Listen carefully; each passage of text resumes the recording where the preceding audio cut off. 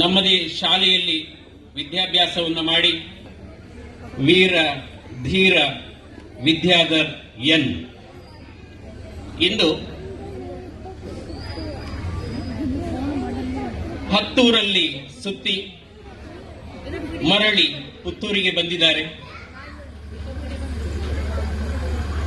ವಿಶೇಷವಾದಂತಹ ಈ ಒಂದು ಅವಿಸ್ಮರಣೀಯ ದಿನ ಅವರ ಬಾಳಿನಲ್ಲಿ ದೇಶ ಸೇವೆಯನ್ನು ಮಾಡಿ ನಿವೃತ್ತಿಯನ್ನು ಪಡೆದು ಇದೀಗ ಇಡೀ ಗ್ರಾಮಸ್ಥರ ಸಮ್ಮುಖದಲ್ಲಿ ವಿರಾಜಮಾನರಾಗಿದ್ದಾರೆ.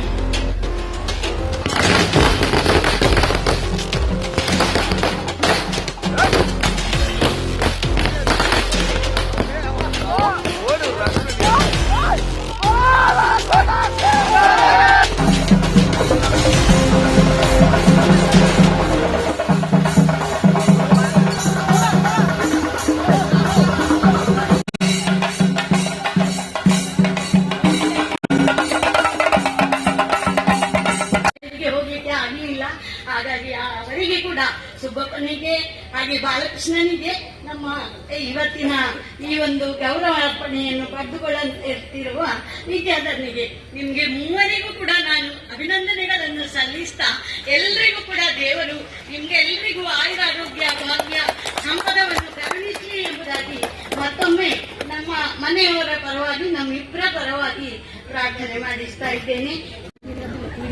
ನಾವು 7 ಮಕ್ಕಳಿದ್ರು ಒಬ್ಬರಿಗೆ ಮಾತ್ರ ಅವಕಾಶ ಸಿಕ್ಕಿದ್ದು, ಆದ್ರೆ ಇಲ್ಲಿ 3 ಗಂಡು ಮಕ್ಕಳಿಗೆ ಕೂಡ ಈ ಒಂದು ಅವಕಾಶ ಸಿಕ್ಕಿದೆ. ಇದಕ್ಕಾಗಿ ನಾವು ಒಂದು ದೊಡ್ಡ ಚಪ್ಪಾಳೆಯನ್ನು ಅವರಿಗೆ ಕೊಡಬೇಕಾಗಿದೆ.